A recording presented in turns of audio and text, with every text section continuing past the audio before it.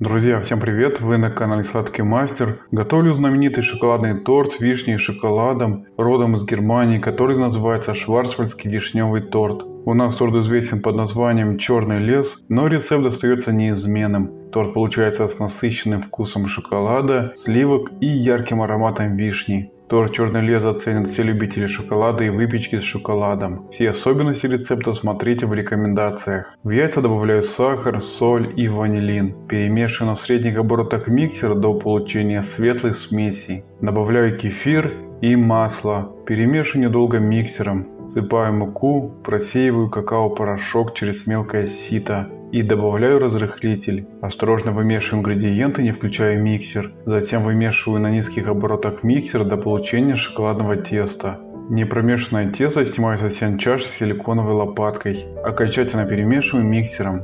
В две формы 21 см выстеленной пекарской бумагой равномерно распределяю тесто. В каждой форме у меня получилось по 460 грамм теста. И если в наличии только одна форма, выпекайте поочередно. А как выпекать этот замес одним бисквитом или в другой форме, смотрите в рекомендациях. Обе формы убираю в разогретую до 160 градусов духовку на 35 минут. Готовые бисквиты оставляю на решетке до полного остывания.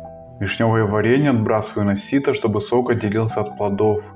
В сливки добавляю ванильный экстракт и сахарную пудру. Взбиваю на высоких оборотах миксера до получения стабильного сливочного крема. А как правильно взбить сливки, читайте в описании по ссылке к рецепту.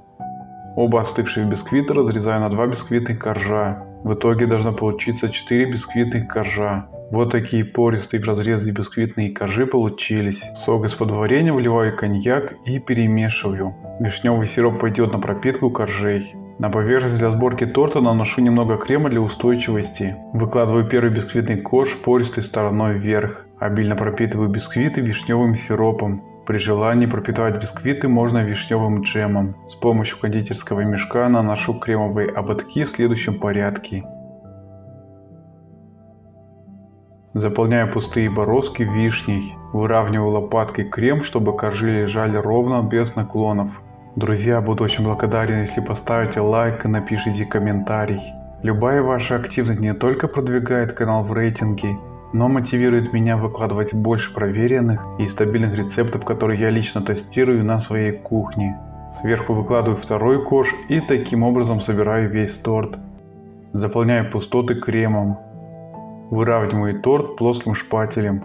Сверху выкладываю сливочный крем. Распределяю крем плоской палеткой по поверхности торта. Из оставшегося крема формирую декор в виде кремовых шариков. Использую кондитерский мешок без насадки. Половину шоколада натираю овощным ножом в виде крупной стружки. Шоколад для декора используйте по своему вкусу. Оставшуюся половину шоколада натираю на средней терке. Крупной стружкой декорирую верх торта. Боковину торта декорирую шоколадной стружкой, сделанную на терке. При желании можно порубить шоколад ножом и также сделать интересный декор. Дополнительно оформляю торт цельной вишней. Остатки шоколада распределяю по верху торта. Готовый торт убираю в холодильник минимум на 4 часа для напитывания и стабилизации. Торт «Черный лес» получился с насыщенным вкусом шоколадного бисквита, сливочного крема, шоколада и ароматной вишни. Немецкий торт популярен не только в Германии, но и во многих других странах. Этот торт ценится за гармоничное сочетание вишни с шоколадом и взбитыми сливками. Обязательно приготовьте торт для себя и своих близких. Спасибо за подписку, лайки и комментарии, тем самым вы продвигаете канал.